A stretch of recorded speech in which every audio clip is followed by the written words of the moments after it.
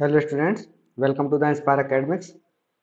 मैं class 10th का chapter number 2 acids bases and salts पढ़ा रहा था, जिसमें कि मैंने एसिड्स के बारे में सारी रिएक्शंस को कंप्लीट कर दिया था। आज हम स्टार्ट करने वाले हैं नए टॉपिक से, यानी कि बेसिस के बारे में हम पढ़ेंगे। तो सबसे पहले इसका जो टेस्ट के बारे में समझ लेते हैं। तो इसका जो टेस्ट होगा वो होगा बेटर टेस्ट। अब दूसरा इसका टच एंड फील की अगर हम बात करें तो क्या होगा टच एंड फील, तो स्लिपरी टाइप का इसका टच, और हम बोल सकते हैं क्या सोपी टाइप का टच होगा इसका, सोपी।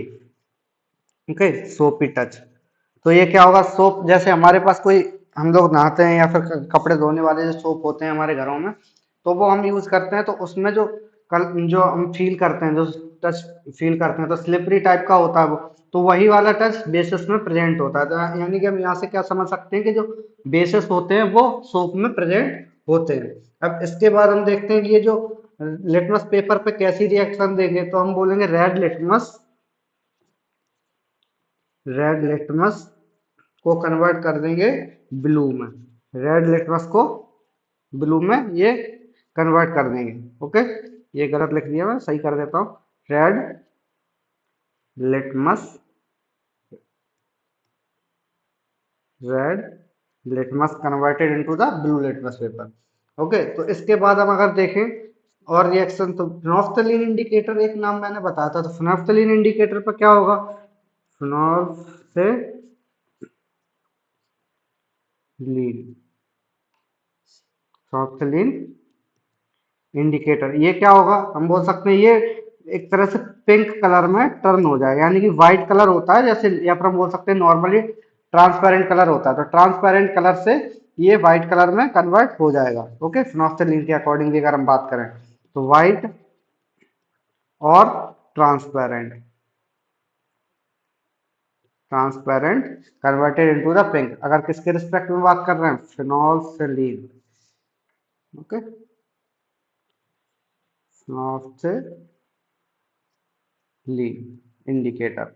ओके, अब इसके बाद अगर हम देखें क्या, तो कॉस्टिक सोडा, ये क्या होते हैं, some bases like caustic soda, caustic potash, है ना, ये क्या होंगे, प्रोड्यूसर्स ऑफ बर्निंग सेंसेशन। यानी कि जब ये हाईली, बोलेंगे क्या, हाईली बेसिक होगा, तो हाईली बेसिक जो कोई भी प्रोडक्ट होगा तो वो क्या करेगा, एक बर्निंग सेंसेशन ये प्रोड्यूस करवाएगा। इन जनरल अगर हम देखें तो बर्निंग सेंसेशन बेसिस से नहीं आती है, बट ये क्या है कि बर्निंग सेंसेशन ये प्रोवाइड करवाते हैं, क्योंकि ये बहुत ज्यादा हाईली बेसिक होते हैं। इसमें से एग्जांपल हम ले सकते हैं caustic soda and caustic potash का, यानी कि सोडियम हाइड्रोक्साइड और दूसरा पोटेशियम हाइड्रोक्साइड। ओके, अब अगर हम देखें तो बेसिस क्या होंगे, बेसिस जनरली अगर हम इलेक्ट्रिसिटी की बात करें तो बेसिस जनरली कंडक्ट इलेक्ट्रिसिटी, यानी कि ये क्या होंगे, गुड कंडक्टर होंगे, कंडक्ट इलेक्ट्रिसिटी। ओके, तो ये इलेक्ट्रिसिटी को कंडक्ट करवा सकते हैं। और अगर हम देखें एसिड के साथ में रिएक्शन, तो रिएक्शन विद एसिड बिल्कुल करेंगे। एसिड जब बेसिस के साथ में रिएक्शन कर रहे हैं तो बात तो एक ही है ना, तो रिएक्शन विद बेसिस, तो क्या होगी, neutralisation reaction. Neutralisation reaction. Okay, हम लोग ऑलरेडी इसको पढ़ चुके हैं। NaOH प्लस H2SO4, ये क्या होगा, रिएक्शन में Na2SO4 बनेगा प्लस 2H2O, लिक्विड फॉर्म में ये बाहर निकल जाएगा। ओके, तो ये रिएक्शन होती है न्यूट्रलाइजेशन रिएक्शन। यानी कि जब भी न्यूट्रलाइजेशन रिएक्शन होगी तो सॉल्ट का फॉर्मेशन होता है। अब इसके बाद अगर हम देखें तो reaction with metals, reaction with metals, reaction with metals की बात करें तो क्या होगा, सबसे पहले तो ये रिएक्शन जैसे जिंक के साथ में अगर हम रिएक्ट करवाएं, तो जिंक के साथ में रिएक्ट करवाने से क्या होगा, देखो रिएक्शन समझ लेते हैं। तो जनरली ये रिएक्ट करते हैं, यानी कि मेटल के साथ में भी ये रिएक्शन करेंगे। तो ये हम बोलेंगे जब जिंक के साथ में रिएक्शन होगी तो Na2ZnO2, यानी कि ये हम बोल सकते हैं क्या बना लेंगे, basis like sodium hydroxide and potassium hydroxide react with active metal like zinc and aluminium to liberate hydrogen gas along with the formation of the salt। यानी कि ये सॉल्ट बन गया हमारे पास और हाइड्रोजन गैस को इसने रिलीज करवा दिया। ओके, दूसरा एग्जांपल ले लेते हैं।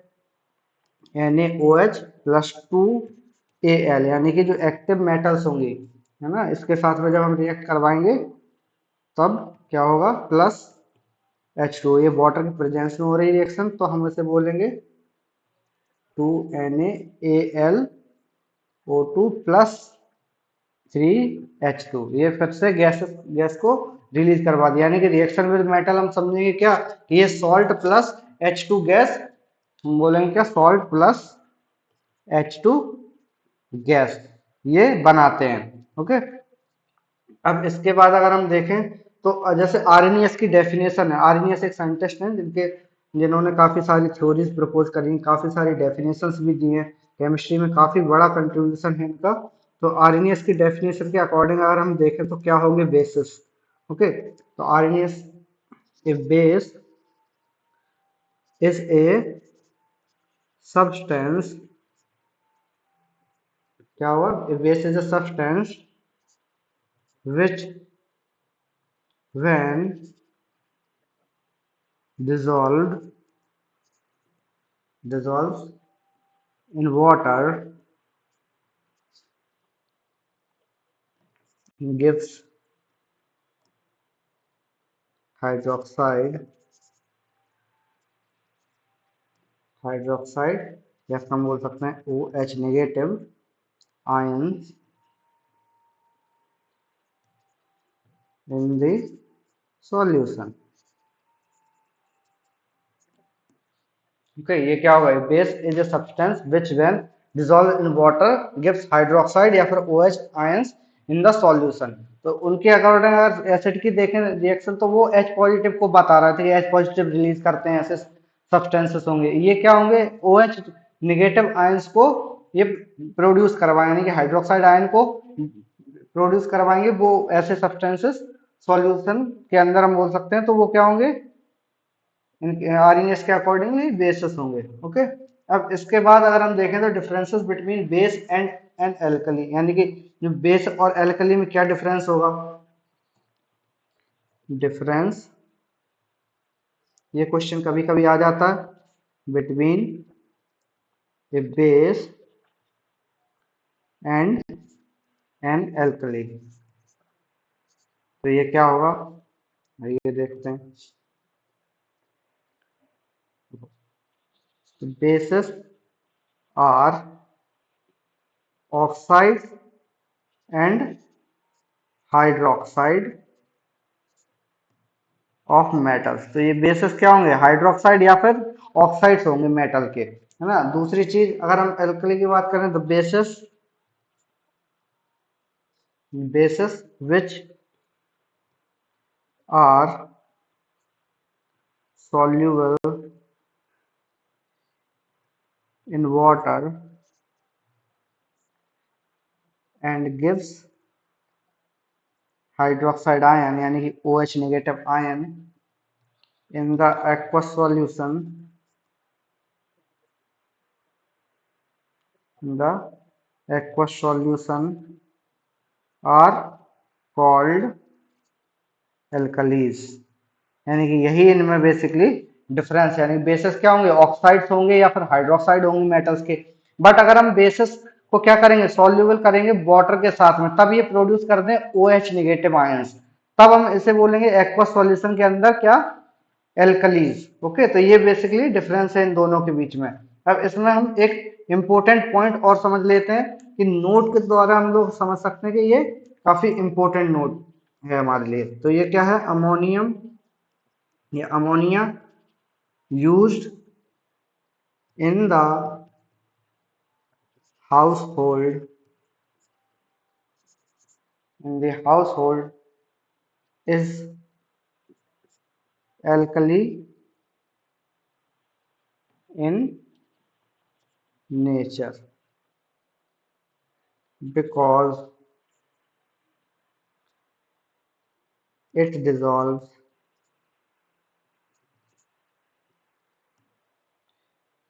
in water to form ammonium hydroxide which gives hydroxide ion in the solution.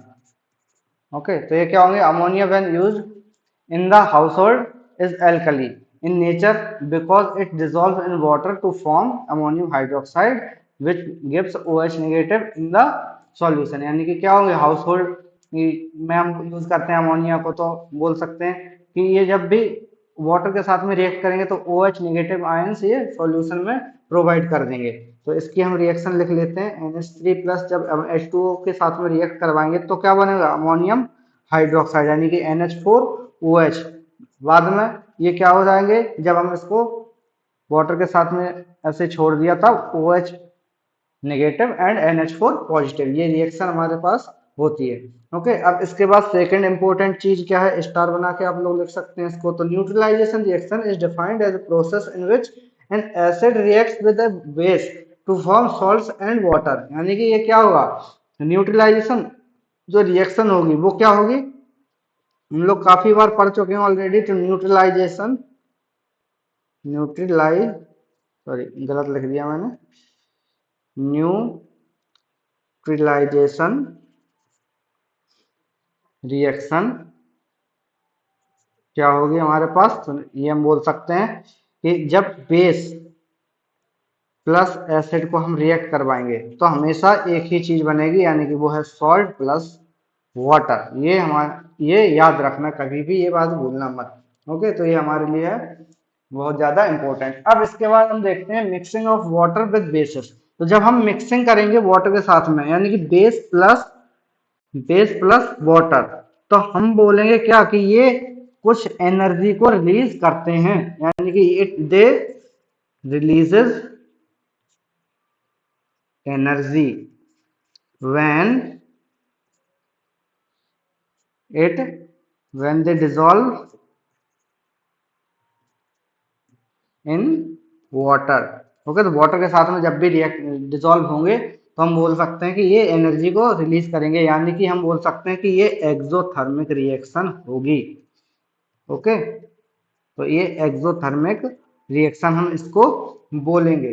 अब इसके बाद हम देख लेते हैं कि इफेक्ट ऑफ डाइल्यूशन क्या होगा। जब हम इसको इफेक्ट क्या करेंगे? इफेक्ट ऑफ डाइल्यूशन, जब हम इसको डाइल्यूट करेंगे यानी कि बेसिस को डाइल्यूट करेंगे तो हाइड्रोक्साइड आयन यानी कि OH आयंस पर क्या इफेक्ट पड़ने वाला है? तो हम बोलेंगे क्या? The OH ion concentration will per unit volume decreases. आप लोगों में से कितने लोगों ने सही गैस किया था? कमेंट में बताना मुझे ना। OH negative concentration per unit volume decreases जब भी हम इसको डाइल्यूट करेंगे, यानी कि जब भी हम बेसिस को डाइल्यूट करेंगे तब OH नेगेटिव की जो आयन की कंसंट्रेशन है वो हमेशा डिक्रीज ही होती जाएगी। ओके, अब इसके बाद हम कुछ कॉमन यूसेस ले लेते हैं और कॉमन नेम्स ले लेते हैं कुछ बेसिस के। तो यानी कि हमारे पास है uses of basis. Okay, uses of basis. तो इसमें सबसे पहले है हमारे पास सोडियम हाइड्रोक्साइड, जिसे हम बुलाते हैं caustic soda. Caustic soda, okay, इसका फॉर्मूला होता है NaOH। ओके, अब इसको हम यूज कहाँ कहाँ पे करते हैं? पहला है हमारे पास ये, तो इसको हम यूज करते हैं सोप फॉर्मेशन में। ओके, सोप फॉर्मेशन में। इसीलिए तो हम बोलते हैं कि जो बेसेस होते हैं वो उनका जो टच एंड फील होता है वो स्लिपरी एंड सोपी टाइप का होता है, क्योंकि इनमें बेसेस का यूज करते हैं। तो दूसरी चीज अगर हम देखें तो आर्टिफिशियल फाइबर्स बनाने में भी इसका यूज होता है। इसमें आर्टिफिशियल फाइबर्स, ओके। और हम देखें तो लाइक रेयॉन्स, है ना, क्या बोलेंगे हम? जो आर्टिफिशियल फाइबर्स हैं वो लाइक रेयॉन बनाने में। और हम दूसरा बोल सकते हैं इन पेपर इंडस्ट्रीज में भी इसका यूज होता है, यानी कि बोल सकते हैं पेपर्स के फॉर्मेशन में भी इसको यूज करते हैं। अब आता है हमारे पास KOH, जिसे हम बुलाते हैं caustic potash. Okay, caustic potash है हमारे पास, यानी कि इसका नाम है पोटेशियम हाइड्रोक्साइड। पूरा नाम नहीं लिख रहा हूं मैं, आप लोगों को इसका नाम ऑलरेडी पता होगा। तो KOH कॉस्टिक पोटास, इसके यूज क्या होगा, हम बोल सकते हैं सॉफ्ट जो सोप होंगे वो बनाने में हम इसका यूज करते हैं। इसके अलावा हम बोल सकते हैं in nickel iron storage battery and absorbing CO2, यानी कि एब्जॉर्प्शन ऑफ CO2 ये यूज करवाते हैं हम। ओके, अब इसके बाद हम देखें तो कैल्शियम हाइड्रोक्साइड है हमारे पास, calcium hydroxide CaOH twice. Okay, third, तो इसका नाम है सिलेक्ड लाइम। तो सिलेक्ट लाइम है हमारे पास। इसका यूजेस हम बोल सकते हैं कहाँ पे होगा, एक तो ब्लीचिंग पाउडर, बहुत जगह पे यूज होता है ब्लीचिंग पाउडर, है ना, मेकअप किट में वगैरह यूज करते हैं ब्लीचिंग पाउडर। ब्लीचिंग पाउडर, इसके अलावा हम बोल सकते हैं white washing and testing of CO2 gas, white washing and क्या, testing of CO2 gas. Okay, तो इसमें हम यूज करते हैं। इसके बाद अगर हम देखें तो मैग्नीशियम हाइड्रोक्साइड यानी कि MgOH ट्वाइस, तो इसका हम बोलेंगे मिल्क ऑफ लाइम। ओके, अगर हम इसको देखें तो इसका यूज क्या होता है, जैसे हमारे पास क्या होता है एक एंटासिड टू, ये क्या होता है as an antacid to neutralise acid in the stomach, यानी कि ये एज एन एंटासिड यूज होता है, एंटासिड टू न्यूट्रलाइज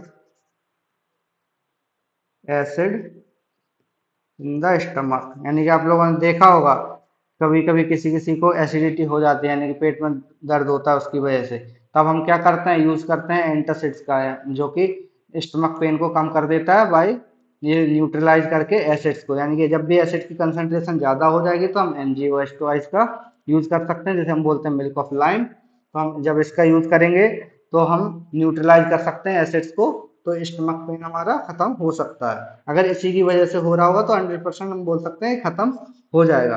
अब है हमारे पास अमोनियम हाइड्रोक्साइड, इसका कोई नाम नहीं है जो हम बोल सकते हैं कॉमन नेम या जो लोकल नेम होता है वो कोई नाम नहीं है इसका, तो हम इसे बुला रहे हैं अमोनियम हाइड्रोक्साइड, जो कि यूनिवर्सल है, सब लोग इसे इसी नाम से बुलाते हैं। अब हम बोल सकते हैं क्या कि यूसेज क्या होंगे, रिमूविंग ऑफ ग्रीस।